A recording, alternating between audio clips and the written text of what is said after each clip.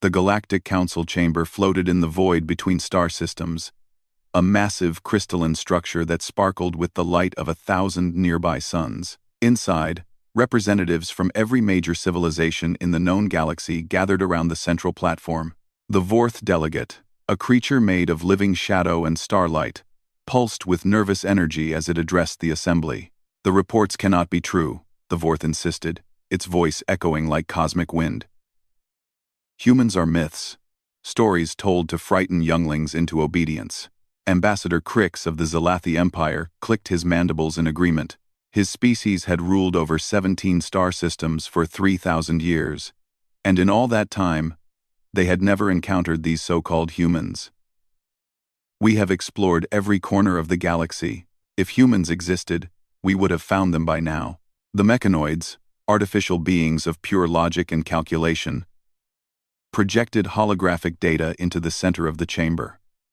Their spokesperson, Unit Prime 7, spoke in measured tones.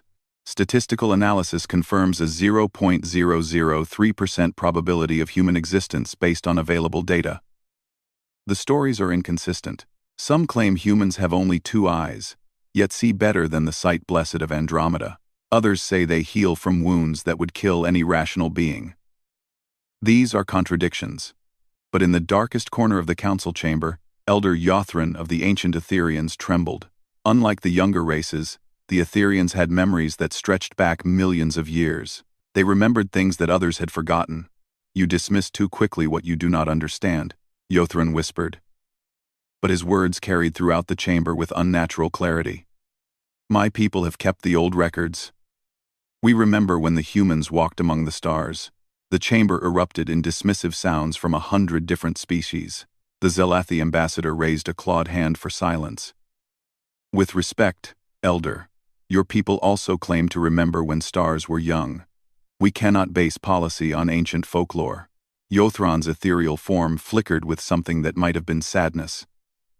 "Then you will learn, as others have learned before you. The humans do not forget. They do not forgive. And they always return." 3 days later, everything changed. Commander Vex of the Zalathi Border Patrol was enjoying a routine shift at the edge of Empire space. His crew of 8 maintained vigilant watch over the shipping lanes, protecting merchant vessels from pirates and ensuring proper taxation of all commerce. It was honest work, if boring. "Commander," his sensor operator suddenly called out, antennae twitching with confusion. "I'm detecting an anomaly at the edge of our range." Vex moved to the sensor station, his 6 legs clicking against the metal deck. "What kind of anomaly?" "What? Unknown, sir. It appears to be a ship, but the readings make no sense. The mass calculations suggest it's made of impossibly dense materials, and the energy output—" The operator's voice trailed off. "Speak, soldier." "Sir, the energy output exceeds anything in our database. It's like someone bottled a star and made it into an engine." Vex felt his carapace chill. "How many ships?" The operator checked again, then checked once more, unable to believe the readings. "1, sir. Just 1. Plot an intercept course. If it's a new type of pirate vessel, we need to investigate. Send a warning broadcast on all frequencies." The Zalathi patrol ship changed course, its sleek form cutting through space toward the anomaly. As they drew closer, visual sensors finally got a clear image, and the bridge fell silent. The human ship was like nothing they had ever seen. Where Zalathi vessels were organic curves and flowing lines, this ship was all harsh angles and brutal efficiency. It was colored matte black, making it nearly invisible against the void except where starlight caught edges of what appeared to be weapons systems. "Lots of weapons systems. By the void," someone whispered. "Look at the size of those gun ports." The warning broadcast repeated automatically, demanding the unknown vessel identify itself and submit to inspection. For long moments, there was only silence. Then, a response came through in perfect Zalathi standard. "This is Captain Sarah Chen of the Terran Expeditionary Force vessel Remembrance. We are looking for someone." Vex tried to keep his voice steady. "Terran? I'm not familiar with that species." "You are in Zalathi Empire space. State your business. A pause. Then, we are human, Commander. And our business is with the one you call Elder Yothran of the Etherians. We have questions about something that happened a very long time ago. The bridge erupted in chaos. Humans? Impossible. They were myths. Stories. Legends told by old species going senile with age. Yet here was a ship claiming that very identity. A ship their sensors couldn't properly analyze, speaking their language with unsettling precision. Sir, the weapons operator hissed urgently, I'm detecting target locks. They're painting us with some kind of scanning beam. Shields up, Vex ordered. Charge weapons. Captain Chen's voice came through again, still calm, almost conversational. I wouldn't do that if I were you, Commander. Our scans show you have 8 crew aboard, 4 males, 4 females. Your reactor is operating at 67% efficiency due to a slight misalignment in your third power coupling. Your shield generators have a refresh rate of 3.7 seconds. Your main gun can fire once every 12.3 seconds. Do you really want to test whether those specifications are sufficient? Vex felt his ichor freeze. How could they know such details from a single scan? Even their best intelligence services couldn't gather that kind of information without extensive surveillance. We are on a peaceful patrol mission, Vex managed. If you wish to speak with Elder Yothran, you must go through proper diplomatic channels. I can escort you to N. No need, Captain Chen interrupted. We know where he is. But thank you for the offer. Oh, and Commander? You should really get that power coupling looked at. If left unrepaired, it'll cause a cascade failure in about 6 months. The massive human ship began to move, and Vex got his first real sense of its capabilities. Despite its enormous size, it accelerated like a fighter craft, going from dead stop to a significant fraction of light speed in seconds. Space seemed to bend around it as it moved, as if reality itself was making way. Should we pursue, sir? The helm officer asked. Vex watched the human ship disappear into the distance, his mind reeling. No. Send a priority message to the Galactic Council. Tell them. He paused, trying to find words that wouldn't sound insane. Tell them, we need an emergency session. The humans are real. Meanwhile, aboard the Remembrance, Captain Sarah Chen stood on the bridge, her crew of 50 working with quiet efficiency around her. Where other species built their command centers for specific physiologies, the human bridge was austere, adaptable. The humans themselves were equally varied, different skin colors, different builds, but all sharing that same intense focus that made other species nervous. Captain, her first officer, Commander David Park, approached with a tablet. Long-range sensors are picking up a lot of chatter. That patrol ship's report is causing quite a stir. Chen smiled, but there was no humor in it. Good. Let them talk. Let them wonder. How long until we reach the council station? At current speed, 6 hours. And the rest of the fleet? Park checked his tablet. Holding position at the rendezvous point. As ordered. Admiral Morrison wants to know if you need backup. Chen shook her head. Not yet. This is still a diplomatic mission. We go in with one ship. Make our presence known. Ask our questions. If they're smart, they'll give us answers. If not. She trailed off, looking at the stars streaking past. Well, that's why the fleet is waiting. The crew worked in silence for a moment before the communications officer spoke up. Captain, I'm intercepting council transmissions. They're calling an emergency session. Every major civilization is sending representatives. Excellent. Saves us the trouble of hunting them down one by one. Chen turned to address her bridge crew. Remember, people, we're not here to start a war. We're here for answers about what happened to the colony ship Prometheus and the 15,000 souls aboard her. But make no mistake, we will have those answers. The Remembrance continued its journey toward the council station, leaving ripples of fear and confusion in its wake. Across the galaxy, emergency meetings were called. Old records were frantically searched. And species that had smugly dismissed human existence suddenly found themselves preparing for the impossible. The Vorth delegate who had so confidently declared humans to be myths now huddled with its advisors, desperately searching for any information about these mysterious beings. The mechanoids ran probability calculation after probability calculation, each result more disturbing than the last, and in a dozen military installations across the Zalathi Empire, weapons that hadn't been powered in centuries were brought online. Elder Yothron, however, simply waited in his chambers aboard the council station. He had known this day would come. The others had laughed at the old stories, dismissing accounts of human persistence, their terrifying adaptability, their refusal to accept defeat. They spoke of humans as if they were just another species to be catalogued and dismissed. But Yothron remembered. He remembered worlds burned to glass. He remembered fleets that outnumbered human ships 100 to 1, reduced to drifting debris. He remembered the human response to the destruction of their colony ship Prometheus, how they had spent 1,000 years preparing their return. The younger races thought 1,000 years was forever. To humans, it was merely time to plan.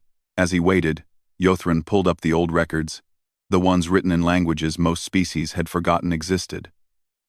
There, in characters that predated the Galactic Council itself, was the warning his ancestors had left.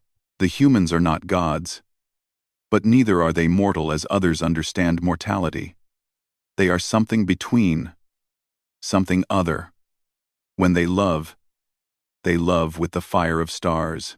When they hate with the cold of the void. And when they promise to return, believe them. The station's proximity alarms began to sound. The remembrance had arrived. In the council chamber, chaos reigned. Representatives from 100 worlds shouted over each other, demanding explanations, proposing responses, denying reality even as it approached their doorstep. The Zalathi ambassador tried to maintain order, but his own confidence was shaken by the reports from his patrol ship. Then the main doors opened, and silence fell like a heavy curtain. Captain Sarah Chen walked in alone, unhurried, wearing a simple black uniform with no visible armor or weapons. She was smaller than most of the assembled beings, bipedal, with no natural weapons visible, no claws, no fangs, no poison sacs. By all appearances, she should have been prey to half the predator species in the room, yet not one of them moved. There was something in the way she walked, in the way her eyes, just two, as the stories had said, swept across the room, cataloging every being, every exit, every potential threat. It was the walk of a persistence hunter. The movement of a species that had clawed its way to the top of their food chain not through strength or speed, but through sheer, relentless determination.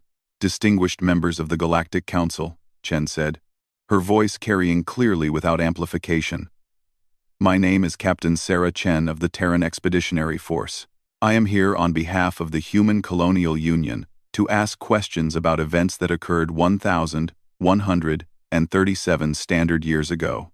The mechanoid representative was the first to find its voice. You are human? The mythical humans? Chen's lips curved in what might have been a smile. Mythical? No. We're quite real. Though I understand why some might have preferred we remained myths. Her expression hardened.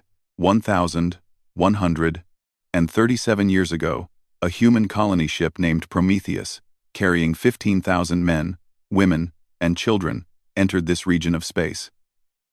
It never reached its destination. Its emergency beacon was detected near the Sorrow Nebula, then went silent. We want to know what happened. Murmurs rippled through the assembly. The Sorrow Nebula was in disputed space, claimed by half a dozen different empires over the centuries. Wars had been fought over the resources there. Ambassador Crix clicked his mandibles nervously. That is ancient history. None here were alive then. Records from that time are incomplete. Elder Yothron was alive then, Chen interrupted, her gaze finding the ancient Etherean. Weren't you, Elder? All eyes turned to Yothron, who seemed to shimmer under the attention. I was young then, he said slowly. Barely past my first millennium. But yes, I remember the Prometheus. Then you remember what happened to it. Yothron was quiet for a long moment. Then, I remember the Korthax Empire. They ruled this region then. They were aggressive in protecting what they saw as their territory. The Korthax have been extinct for 800 years, someone called out. Wiped out. In the Third Galactic War. Yes, Chen said softly. They are. The way she said it sent chills through beings who didn't even have spines. Elder. What did the Korthax do to our colony ship? They. Yuthran paused, seeming to age before their eyes. They saw it as an invasion. The Prometheus was unarmed, broadcasting peace on all channels, but the Korthax didn't care. They wanted to send a message to any others who might come, so they destroyed it. But not quickly. They disabled its engines first, then took their time. They broadcast the deaths across the galaxy as a warning. The chamber was utterly silent now. Even beings who had lived for millennia were horrified by the casual cruelty described. Chen nodded slowly. 15,000 civilians. 5,000 of them children. Murdered. To make a point. She looked around the room.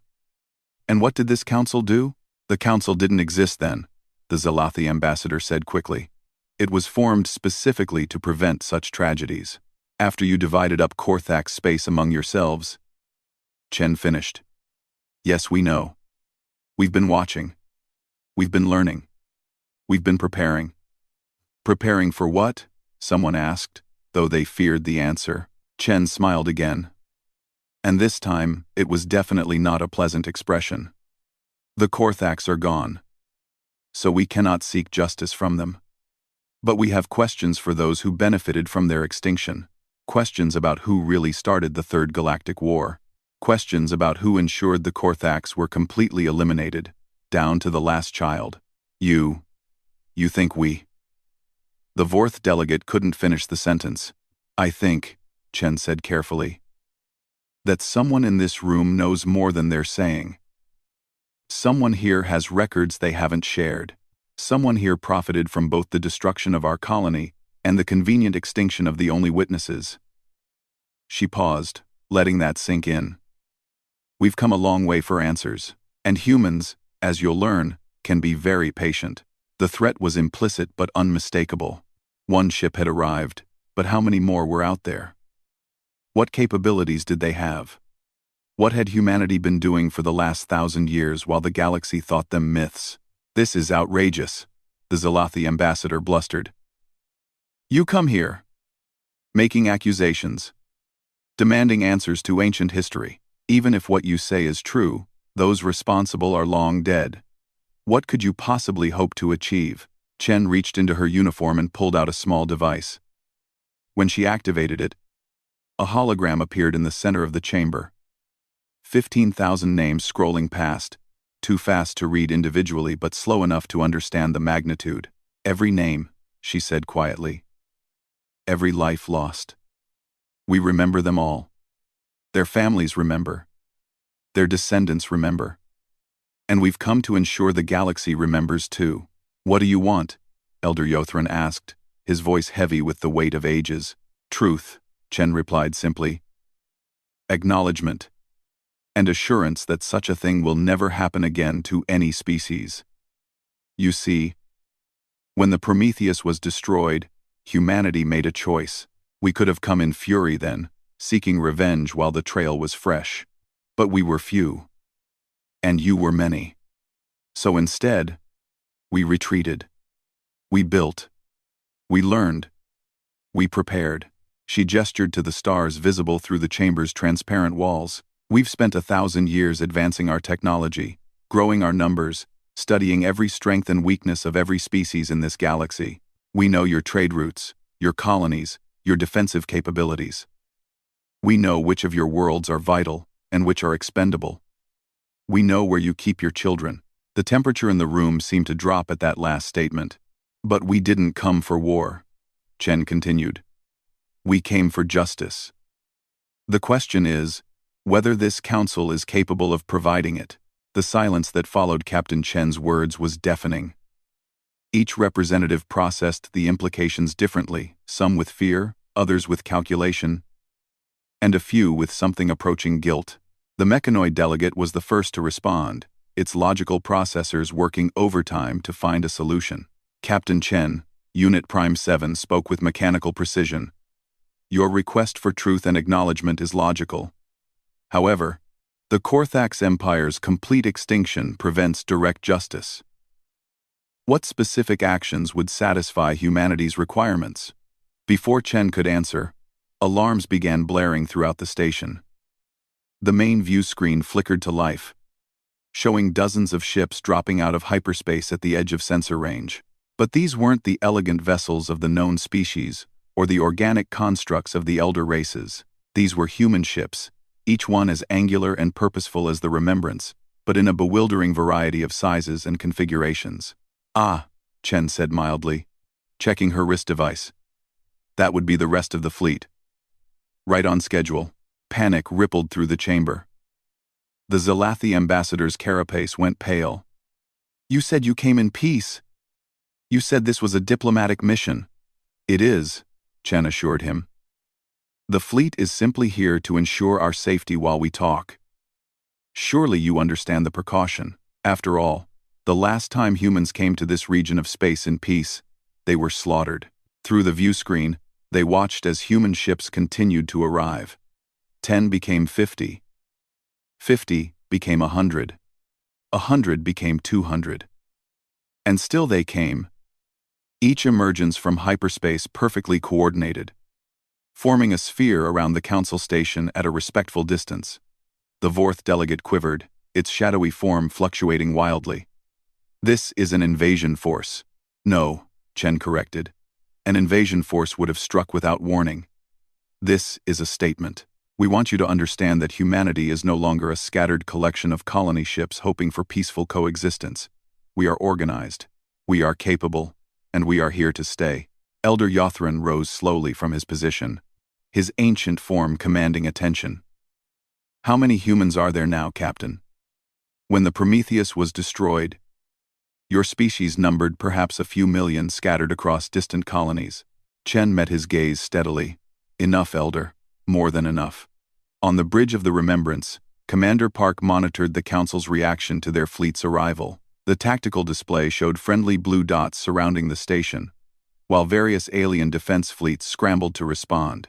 But they were too far away, too scattered, too unprepared for the sudden appearance of a human armada. Sir, the communications officer called out, Admiral Morrison is asking if you need assistance. Tell the Admiral that Captain Chen has the situation under control, Park replied. But maintain condition yellow.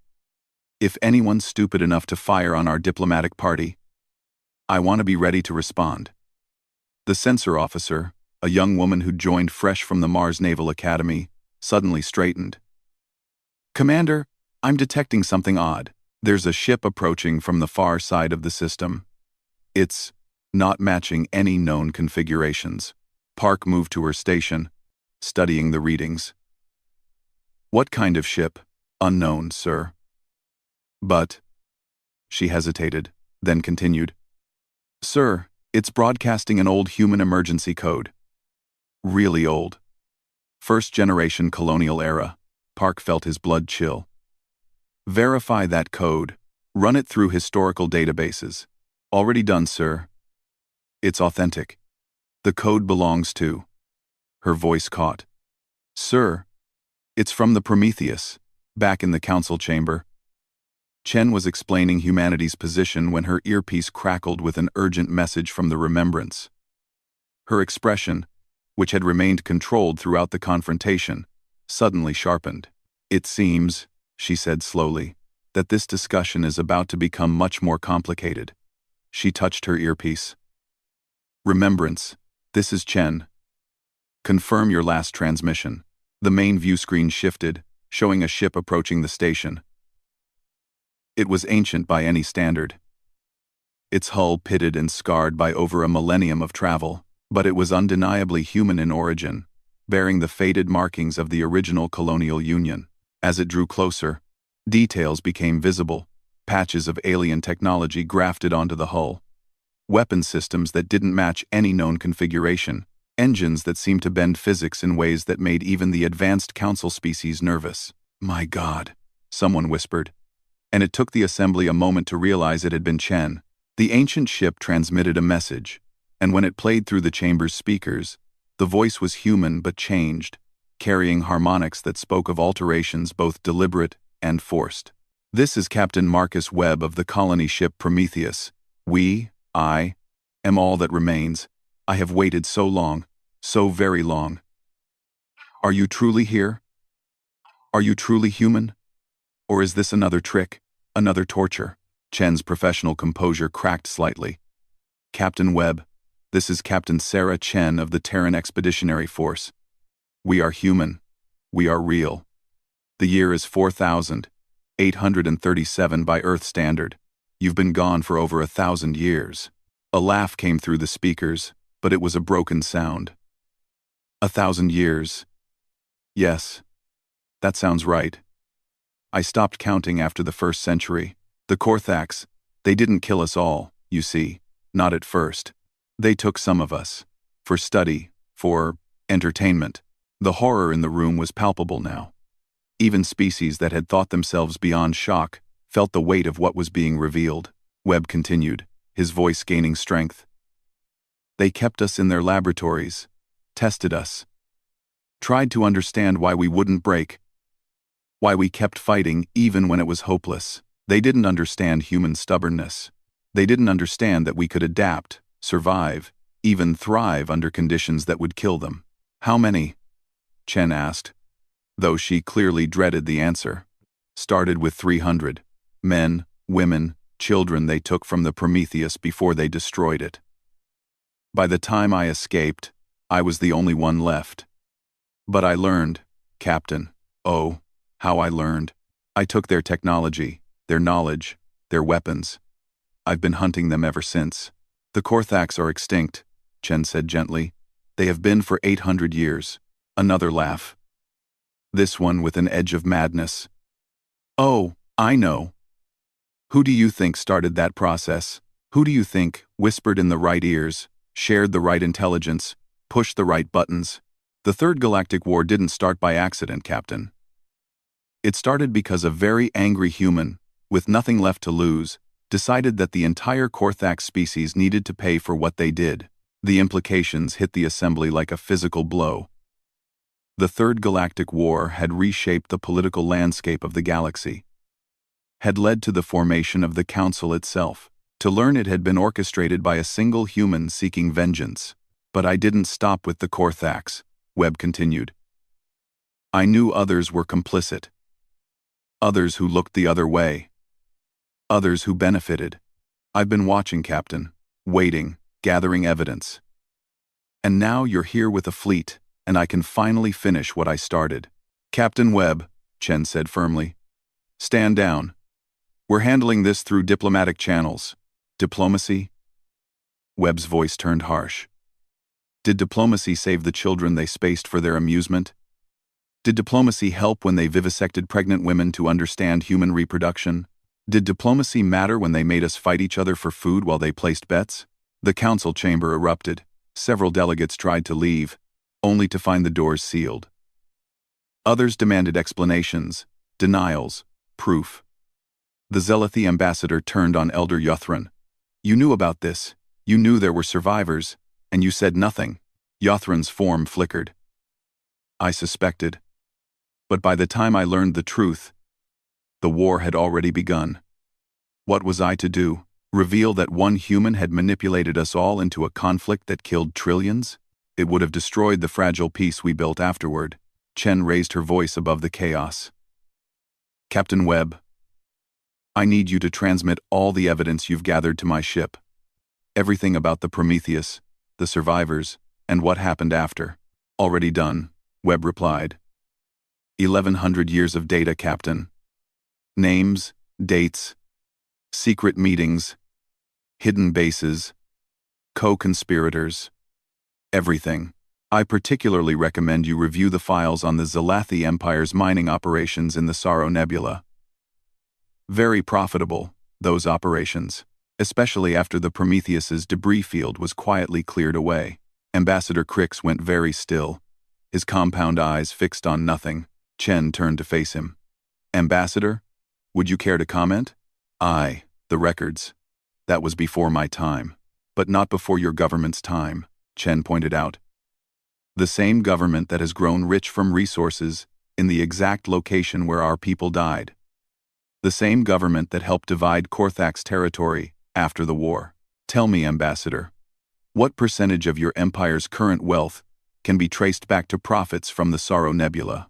On the Remembrance, teams of analysts pored over the data Webb had transmitted.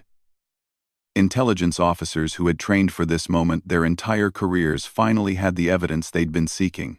The sheer scope of the conspiracy was staggering. Not just the Korthaks, but a dozen other species had known about the Prometheus massacre and chosen to profit from it rather than prevent it. Commander Park watched the information scroll past with growing anger. My God, they didn't just destroy a colony ship. They turned it into an industry, ship salvage, biological samples for research. Even, they sold recordings of the deaths as entertainment. Sir, the weapons officer spoke quietly. Admiral Morrison is requesting permission to move to Condition Red.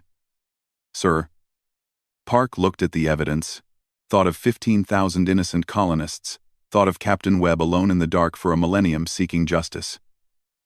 Denied. We hold it Condition Yellow. Captain Chen is still in command of the situation, but privately. Park wondered how long that would last. The human fleet waited with the patience their species was famous for. But patience had limits. And those limits were being tested. In the council chamber, more revelations emerged. The mechanoids, those paragons of logic, had purchased human biological samples to study their neural patterns. The Vorth had acquired technology from the Prometheus's AI systems. Even species that hadn't existed at the time of the massacre had benefited indirectly from the technological advances derived from the murdered colonists. You all knew, Webb's voice accused from the speakers. Maybe not the details, but you knew something wrong had happened to the humans. You just didn't care because we were weak then, scattered, unable to retaliate. Well, look around you now. Count the ships surrounding this station. Still think humanity is weak? Chen walked to the center of the chamber, her presence somehow filling the space despite her relatively small stature. Captain Webb is angry, and he has every right to be. But humanity didn't return for vengeance alone. We came for something more important, acknowledgement and change. What would you have us do? The Vorth delegate asked, its form rippling with distress. We cannot undo the past. We cannot bring back your dead. No, Chen agreed. But you can ensure it never happens again. Full disclosure of all records related to the Prometheus incident. Reparations to be paid to the colonial union for profits derived from our people's deaths. And most importantly, a new charter for this council. One that truly protects all species, regardless of their military strength. And if we refuse? Someone asked. Chen smiled coldly. Then Captain Webb's approach becomes more appealing. You've seen what one angry human with outdated technology could accomplish. Do you really want to test what a united humanity with 1,000 years of advancement can do? The ancient ship carrying Webb positioned itself prominently among the human fleet, its scarred hull a testament to survival against impossible odds. Inside the council chamber, representatives whispered frantically among themselves, trying to find a way out of the trap they'd built with their own complicity. Elder Yothran spoke into the growing panic. We have a choice. We can accept responsibility for our actions and work toward a better future. Or we can face the consequences of our past crimes. But make no mistake, the humans are here to stay. The question is whether we meet them as partners or as enemies. The Zalathi ambassador, his earlier arrogance completely gone, managed to speak. If we agree to your terms, will humanity forgive? Chen considered the question carefully. Forgiveness isn't mine to give. That belongs to the families of the 15,000. But humanity can be pragmatic. We understand that the galaxy has changed, that many of you have changed. Show us that change is real, and we can work together. And Webb? Someone asked fearfully. What of him? Through the speakers, Webb's voice came one more time. I've waited 1100 years for this moment. To see humanity return, strong and united. To see those who wronged us face judgment. I'm tired. So very tired. But I'll abide by Captain Chen's decisions. She speaks for humanity now. I'm just a ghost from the past. Chen nodded respectfully toward the speakers. Captain Webb will be honored as a hero of humanity. His actions, while extreme, ensured that the truth would be known. He'll receive the peace he's earned. The practical negotiations that followed took days. Species that had thought themselves superior found themselves humbled by human thoroughness. Every secret transaction was uncovered. Every hidden profit exposed. The humans had done their homework for 1,000 years, and it showed. But it wasn't just about punishment. As the talks progressed, the galaxy began to understand what humanity offered. Their technology, developed in isolation, solved problems other species had struggled with for millennia. Their perspective, shaped by being outcasts, brought fresh solutions to old conflicts. Their determination, forged in the fires of near extinction, provided a strength the Council had been lacking. The mechanoids were the first to fully embrace cooperation, their logical minds appreciating human efficiency. The Vorth, after their initial fear, found human creativity fascinating. Even the Zelathi, forced to confront their crimes, discovered that human forgiveness, while hard-won, was possible. And through it all, the ghost ship of Captain Webb remained on station, a reminder of what happens when justice is denied too long. The old soldier finally accepted medical treatment from human doctors. Though the changes wrought by centuries of alien experimentation and self-modification could never be fully reversed, during a break in negotiations, Chen visited Webb aboard his ship. The interior was a maze of technologies from a dozen different species, held together by human ingenuity and sheer will. Webb himself was barely recognizable as human anymore. His body a patchwork of biological and mechanical modifications. Was it worth it? Chen asked quietly. Everything you sacrificed? Webb looked at her with eyes that had seen too much. I kept them alive, Captain. Not in body, I failed at that. But in memory. In purpose. Every Korthax I killed. Every secret I exposed. Every bit of evidence I gathered. It was all to ensure that when humanity returned, you would have what you needed. He gestured weakly toward the view screen, showing the human fleet. This makes it worth it. Chen took his modified hand carefully. You won't be forgotten, Captain. None of them will be. That's all I wanted, Webb whispered. For them to be remembered. For their deaths to mean something. As the negotiations continued, changes rippled across the galaxy. The Sorrow Nebula was declared a memorial zone, off-limits to exploitation. Resources that had been hoarded were shared more equitably. Species that had never cooperated before found common ground in the face of humanity's return. But perhaps the most significant change was in how the galaxy viewed power itself. The humans had proven that military might wasn't the only form of strength. Patience, determination, and the will to survive could overcome seemingly impossible odds. They had turned their exile into an advantage, their tragedy into purpose. 6 months after humanity's dramatic return to galactic society, the changes were visible everywhere. The Council Station had been expanded, with an entire new wing designed to accommodate human representatives and their unique needs.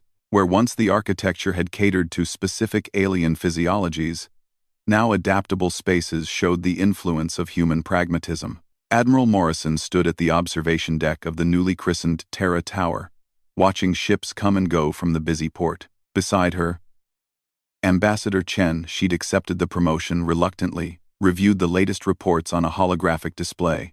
The Vorth have completed their reparation payments, Chen noted. They're actually ahead of schedule. Morrison smiled slightly. They're motivated. That trade agreement we offered them for our adaptive shielding technology has their entire scientific community in an uproar of excitement. It had been Chen's masterstroke during negotiations. Rather than demanding crushing reparations that would breed resentment, humanity had structured deals that benefited both sides. Species paid for their past crimes, Yes, but in ways that fostered cooperation rather than hostility. A chime announced a visitor, and both women turned to see Elder Yothran gliding into the observation deck. The ancient being had become something of a regular visitor, finding in humanity a perspective that resonated with his eons of experience. "Elder," Chen greeted him warmly. "How are the new historical archives coming along?" "Remarkably well," Yothran replied, his form shimmering with what might have been pleasure. "Captain Webb's data, combined with our records, is painting a complete picture of the last 2 millennia. The truth, all of it, available for any who wish to learn." Webb himself had become something of a legend, though he avoided the publicity. The old soldier had accepted a quiet retirement on one of humanity's inner colonies, where advanced medical treatment was slowly helping him reclaim some of his humanity. His ship, the modified Prometheus, had been converted into a museum, a testament to human adaptability and determination. "Any problems with the integration protocols?" Morrison asked. "Some minor disputes," Yothran admitted. "The Zalathi are still adjusting to having human observers in their mining operations. Old habits die hard." "They'll adapt," Chen said confidently. "They don't have a choice." The human fleet still maintained a presence throughout the galaxy, but no longer as an implicit threat. Instead, they served as escorts for joint exploration missions, defenders of trade routes, and rapid response units for emergencies. Their advanced technology, particularly their hyperspace capabilities, had revolutionized galactic travel. Down in the main council chamber, the daily session was in progress. The human representative, a rotating position filled by different experts depending on the topic at hand, sat among the other species as an equal. Today, it was Dr. Marcus Thompson, a xenobiologist who had spent his life studying alien cultures. The topic under discussion was the proposed expansion into the Magellan Cluster, a region of space that had been deemed too dangerous for exploration. The mechanoid delegate was presenting risk assessments when Dr. Thompson raised his hand. "If I may," he said, his voice carrying the quiet confidence that humans had become known for. "Our analysis suggests a different approach. Rather than avoiding the gravitational anomalies in the region, we could use them to our advantage." He activated a holographic display, showing complex calculations. "Human ships have been navigating similar conditions in the Tau Ceti Badlands for centuries. We've developed techniques that could be adapted for this situation." The discussion that followed showed how much had changed. Where once alien species might have dismissed human input, now they listened intently. Humanity's unconventional approaches had solved numerous problems that had stymied the galaxy for generations. After the session, Thompson was approached by the new Zalathi ambassador, Crix's replacement, after the former diplomat had resigned in disgrace. This one was younger, less set in the old ways. "Dr. Thompson." The Zalathi clicked politely. "I wondered if you might have time to discuss the agricultural proposals for the colony worlds. Your people's ability to adapt crops to extreme environments is impressive." Thompson smiled. "Of course, Ambassador. In fact, we have a team arriving next week specifically to help with that project. We learned a lot about survival during our isolation. We're happy to share that knowledge." Meanwhile, in the depths of space, a joint human-alien exploration vessel pushed into uncharted territory. The crew of 30 included representatives from 12 different species, working together with an ease that would have been impossible just a year ago. Captain Lisa Park, younger sister of Commander David Park, commanded the vessel. She watched her mixed crew work together, noting how the human crew members had adapted their communication styles to accommodate their alien counterparts, while the aliens had learned to appreciate human humor and resilience. "Captain," her Vorth navigator announced, "we're approaching the coordinates for the ancient ruins. Take us in carefully," Park ordered. "Scanners at maximum." If the legends are true, this civilization predates even the Etherians. The ruins they sought were something that had emerged from Webb's data references to an ancient species that had vanished long before current galactic civilization arose. The Korthax had been searching for their technology when they encountered the Prometheus, seeing the human colony ship as an impediment to their treasure hunting. Now, in a twist of cosmic irony, humans and their former enemies' descendants worked together to uncover those same secrets. The joint mission was symbolic of the new galactic order: cooperation instead of conquest, shared knowledge instead of hoarded secrets. As they approached the ancient structures, Park reflected on how far humanity had come. From near extinction to a vital part of galactic civilization in just 1 year. It hadn't been easy. There were still those who resented humanity's rapid rise, who whispered that humans were too aggressive, too adaptable, too dangerous. But for every voice of dissent, there were 10 speaking in support. The mechanoids praised human efficiency. The Vorth celebrated human creativity. Even the Zealothi, once they'd gotten over their initial humiliation, had found human directness refreshing compared to the elaborate political dances they were used to. Back on the council station, Chen received a priority message from Earth. The Colonial Union Parliament had voted on the final integration treaties. Humanity was now officially a full member of the Galactic Council, with all the rights and responsibilities that entailed. She stood at the same podium where she'd first confronted the assembly, but the atmosphere couldn't have been more different. Where once there had been fear and hostility, now there was respect and even warmth. 1 year ago, Chen began, humanity returned to a galaxy that had forgotten us, that had profited from our tragedy. We could have come in vengeance. We could have used our 1,000 years of preparation to dominate or destroy. She paused, looking around the chamber. Instead, we chose a different path. Murmurs of approval rippled through the assembly. They had all benefited from that choice. Human medical technology had cured diseases that had plagued some species for millennia. Human engineering had made space travel safer and faster. Human agricultural techniques were ending famines on a dozen worlds. But let us not forget, Chen continued, her voice growing serious, the lesson of the Prometheus. When we ignore injustice, when we profit from others' suffering, when we assume might makes right, we plant the seeds of future conflict. Captain Webb spent 1,100 years alone in the dark because this galaxy failed to protect the innocent. That must never happen again. This galaxy failed in Storias.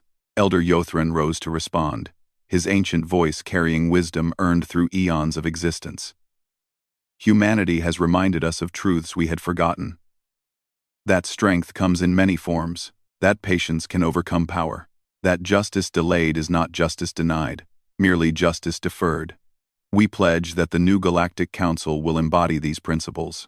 The formal ceremonies continued for hours, with each species offering their own commitments to the new order. But the real work happened afterward, in the countless small interactions between humans and aliens working side by side. In the engineering section, human and mechanoid technicians collaborated on improving the station's power systems. The humans brought intuitive leaps that bypassed problems the mechanoids had been calculating around for decades, while the mechanoids provided precision that human enthusiasm sometimes lacked. In the medical bay, human doctors worked with Vorth healers, combining human understanding of trauma treatment honed through their harsh exile with Vorth knowledge of exotic biochemistries. Together, they were developing treatments that worked across species barriers. In the diplomatic quarters, human negotiators sat with Zealothi trade representatives, hammering out agreements that would have taken years under the old system. Human directness, once seen as crude, now cut through centuries of ceremonial inefficiency. And in a quiet corner of the station, Captain Marcus Webb sat with a group of young cadets from various species, telling them stories of his long journey. His scarred, modified form no longer frightened them. They saw him as what he was, a survivor and a hero who had ensured justice would eventually come. The hardest part, Webb told them, his voice still carrying those strange harmonics, wasn't the loneliness or the pain. It was keeping hope alive, believing that someday, humanity would return, that what I was doing mattered. A young Vorth cadet shimmered with curiosity. How did you maintain that hope for so long? Webb smiled, an expression that looked strange on his altered features but was genuine nonetheless. Because that's what humans do. We endure. We adapt. We survive. And we never, ever forget who we are or where we come from. As the months passed, humanity's influence spread throughout the galaxy, but not as conquerors or rulers. They became the mediators, the innovators, the ones who saw possibilities where others saw only obstacles. Their greatest weapon had never been their fleet or their technology, it had been their unbreakable spirit. The memorial at the Sorrow Nebula became a pilgrimage site, not just for humans but for all species. It stood as a reminder of the cost of indifference and the price of injustice. The names of the 15,000 were etched in quantum crystal that would last until the heat death of the universe, ensuring they would never be forgotten again. On the first anniversary of humanity's return, a celebration was held across the galaxy. It wasn't a celebration of conquest or vengeance, but of redemption and unity. Species that had been enemies for millennia now worked together on projects that benefited all. Admiral Morrison, now the senior human military officer in the sector, stood with her counterparts from other species, watching a joint fleet exercise. Human ships flew in formation with Zalathi cruisers, Vorth scouts, and mechanoid analyzers. What had once been a display of force was now a demonstration of cooperation. Your people have changed everything. The Zalathi fleet commander clicked appreciatively. A year ago, I would have seen your ships as threats. Now, I see them as shields protecting all of us. Morrison nodded thoughtfully. That's the thing about humans, Commander. We're at our best when we're protecting something. For 1,000 years, we protected our memory, our purpose. Now, we protect our future. All of our futures. In her office aboard Terra Tower, Ambassador Chen met with the newest human arrivals from Earth. The Colonial Union was sending its best and brightest to integrate into galactic society. Scientists, artists, engineers, philosophers, and dreamers. Each one carefully selected not for their ability to fight, but for their ability to build. Remember, Chen told them, we're not here to make the galaxy human. We're here to make it better. Learn from every species you meet. Share what you know freely, and always remember the 15,000 who made this possible through their sacrifice. The new arrivals nodded solemnly. They had all studied the history, knew the price that had been paid for humanity's place among the stars. They were determined to be worthy of it. As night fell on the council station, an artificial construct in a place where night had no meaning, but one that various species found comforting, the daily flow of traffic continued. Ships arrived from every corner of the galaxy, bringing trade, knowledge, and hope. In the observation lounges, humans and aliens mingled freely. The fear that had gripped the galaxy a year ago had transformed into curiosity and then into friendship. Stories were shared. Partnerships formed. And slowly but surely, the wounds of the past began to heal. A young human engineer named Sarah Wu sat with a group of mixed species, planning their next project, a station that would serve as a cultural exchange hub, where every species could share their art, music, and philosophy. It was ambitious, perhaps impossible, but that had never stopped humans before. The Etherians have offered to share their memory crystals, she said excitedly. Imagine millions of years of history and culture, available to everyone, and the mechanoids want to contribute their logic symphonies. A Vorth added, its form pulsing with enthusiasm.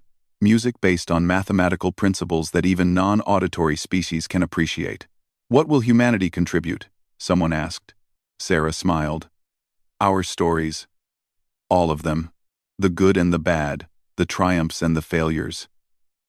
Because that's what made us who we are. Every setback that made us stronger, every loss that made us more determined. We'll share it all. As the planning continued, Elder Yothron watched from the shadows, a satisfied shimmer in his ancient form. The galaxy was changing, evolving, becoming something greater than the sum of its parts. And it had taken humanity's stubborn, adaptable, unbreakable humanity to show them the way. The old Etherian thought back to that council session a year ago, when the galaxy had discovered that humans were not myths after all. They had expected conquerors or victims. Instead, they had found teachers and partners, species that had transformed their greatest tragedy into their greatest strength.